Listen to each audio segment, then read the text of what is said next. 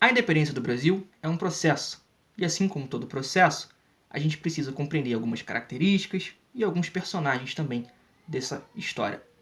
E para a gente compreender, a gente vai começar lá com Dom João VI. Dom João VI ele havia vindo com a família real para o Brasil e com mais uma delegação de 10 mil pessoas por conta do bloqueio continental, que ele havia quebrado, né, por negociar com a Inglaterra. O bloqueio continental esse que foi imposto por Napoleão à Inglaterra. Nenhum país poderia negociar com a Inglaterra. Portugal foi e o fez. Então, Napoleão ameaça invadir Portugal, a família real portuguesa vem com sua delegação para o Brasil. 10 mil pessoas aproximadamente vieram junto. Mas houve um momento em que Dom João VI ele foi solicitado a voltar para Portugal, pois a rainha Dona Maria I havia morrido, e então ele assumiria como príncipe de Portugal.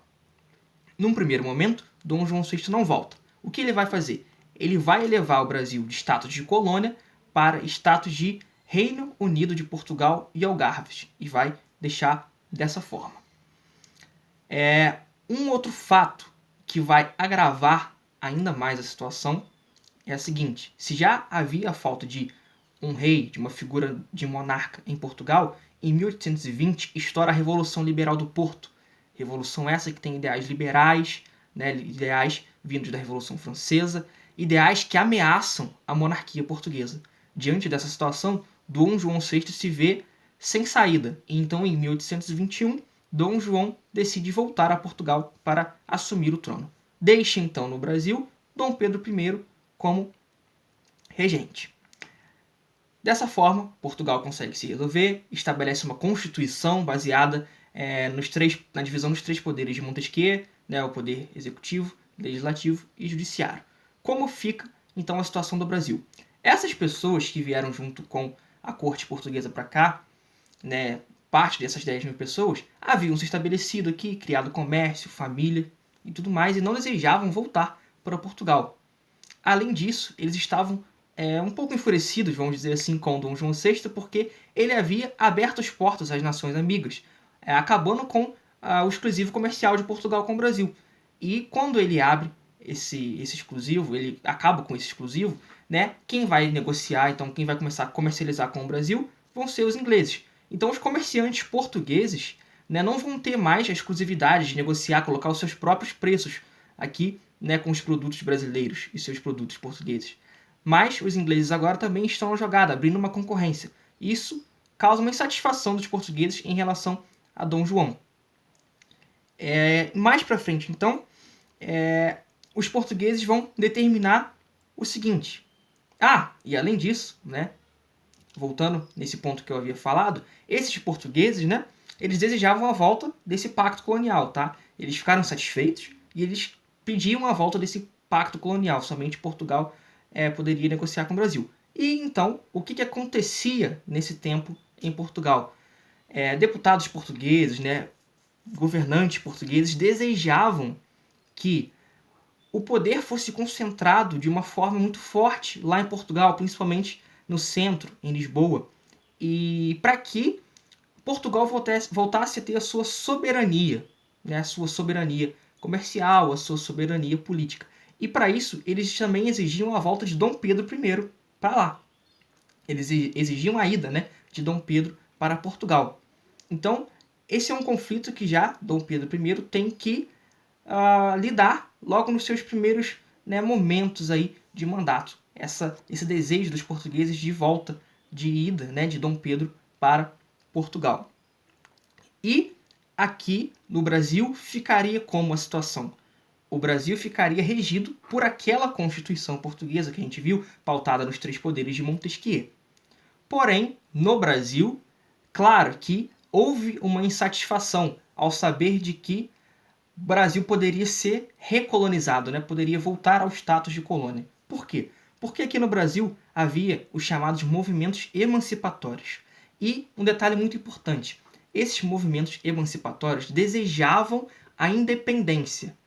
Porém, eles não desejavam a independência geral do Brasil como um todo. Eram movimentos regionalistas, ou seja, movimentos focados nos interesses regionais da sua própria região. Eles não tinham uma mentalidade que abarcava todo o Brasil. Eles queriam a independência, mas a independência do seu Estado, né? Vamos colocar essa palavra atual, né? Para aquela época. A independência do seu Estado, e não algo mais geral.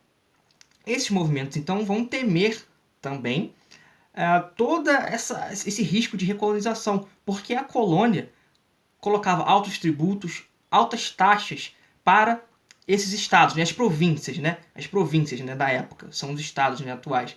Então eles colocavam, a coroa portuguesa colocava altas taxas para essas províncias e altos impostos. E temendo isso, então, esses movimentos emancipatórios foram efervescendo cada vez mais. Um exemplo de movimento emancipatório dessa época é a Revolução Farroupilha, que desejava a independência do sul, né, de todo o restante do Brasil. Além disso, né, havia o fato também da insatisfação dos comerciantes. Né? Alguns comerciantes desejavam a independência do Brasil, né, alguma parte da sociedade desejava a independência do Brasil, principalmente movimentos, né, que queriam se desvencilhar de Portugal, mas desejavam uma independência sem a figura de um monarca, sem a figura de um rei comandando, mas sim uma república, né, pautados pelos ideais liberais. Né? Muitos dos jovens, né, deputados, advogados que viviam aqui no Brasil na época, eles desejavam uma independência para um novo regime de governo, um regime republicano, e não um regime, né, monarquista. Então esse é um detalhe. Outros, né, comerciantes, algumas outras figuras já desejavam também uma aproximação do Brasil com Portugal novamente. Então o que acontece? Dom Pedro ele está cercado de interesses. Né? São interesses portugueses, né, da corte portuguesa, são interesses de comerciantes, interesses de movimentos emancipatórios, né, interesses republicanos no Brasil. Então ele está cercado de interesses. Fora isso também, a Inglaterra fazia uma pressão, porque a Inglaterra queria garantir, né, os seus benefícios aqui no Brasil. Dom Pedro, então, começa a agir.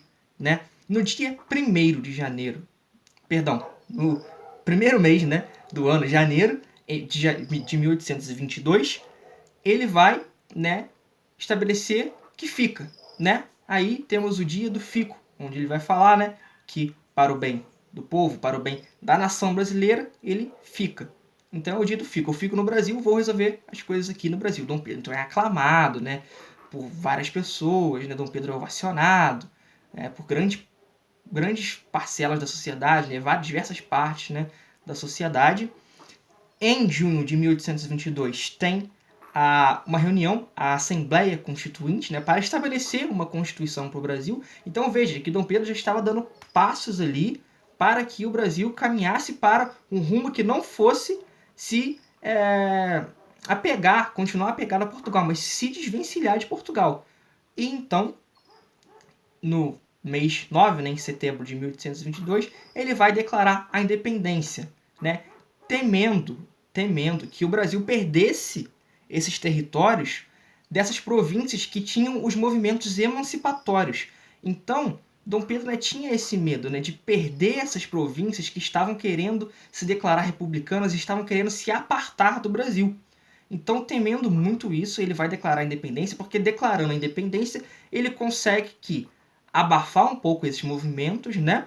Não vai atender os interesses desses movimentos, porque os interesses desses movimentos eram uma república. Mas, por hora, ele vai acalmar as coisas, apaziguar as coisas, sem que ele perca territórios que eram importantes para o Brasil naquele período.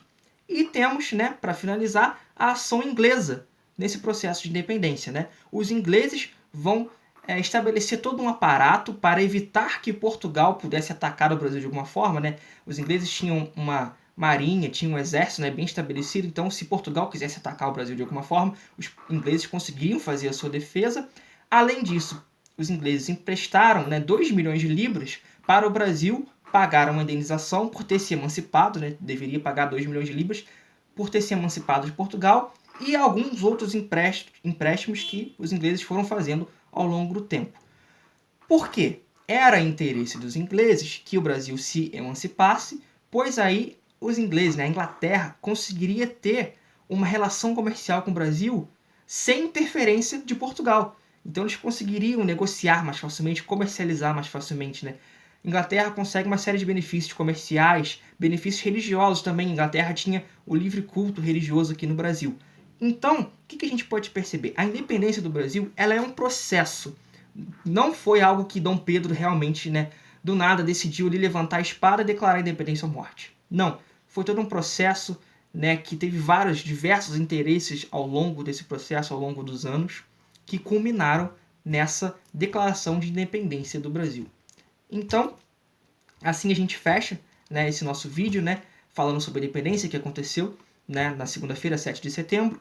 Hoje, dia 10, estamos aqui falando sobre esse tema. Espero que vocês tenham gostado. Peço a vocês que curtam esse vídeo, que compartilhem esse vídeo, que se inscrevam no canal, porque isso vai dar aí muita força para o canal. Peço o engajamento de vocês também com esse projeto aqui. Eu fiquei um tempo fora do YouTube, como falei nos outros vídeos, e agora eu quero muito bombar esse YouTube aqui com conteúdo histórico mesmo, o primeiro conteúdo histórico de fato aqui, do canal. Então peço muita ajuda de vocês para estar bombando todo esse conteúdo aí. Beleza, galera? Muito obrigado aí pela participação de vocês e até mais.